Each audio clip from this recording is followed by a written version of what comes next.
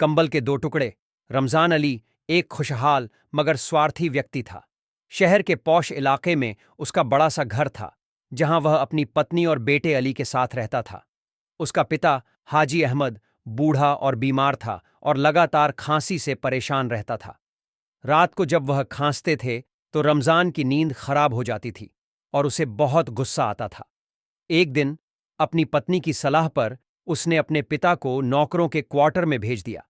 हाजी अहमद ने कोई शिकायत नहीं की, बस चुपचाप अपना सामान उठाया और वहां जाकर लेट गए। सर्दियों के दिन थे और रातें बहुत ठंडी थीं।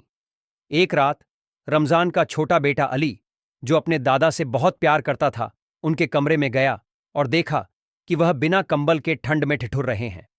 अली तुरंत अपने पिता के पास आया और बोला, अब्बू, दादा के पास कंबल नहीं है, उन्हें कंबल दे दो। रमजान ने अलमारी खोली और एक पुराना, गंदा और फटा हुआ कंबल निकालकर अली के हाथ में दे दिया। यह ले जाओ और दादा को दे दो। अली ने कंबल पकड़ा, लेकिन देने के बजाय जमीन पर बैठकर उसे दो टुकड़ों में फाड़ने लगा।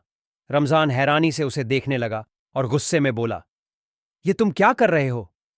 अली मासूमियत से मुस्कुराया और बोला, अब्बू, आधा कंबल दादा के लिए है और आधा मैं रख रहा हूं।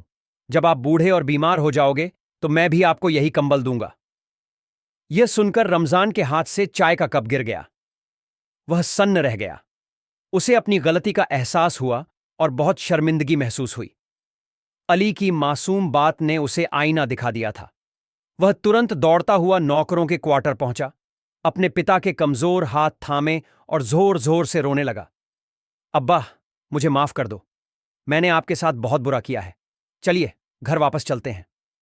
हाजी अहमद ने बेटे के आंसू पोंछे और बिना कोई शिकायत किए उसके साथ घर आ गए। उस दिन के बाद से रमजान ने अपने पिता की पहले से भी ज्यादा सेवा करना शुरू कर दिया।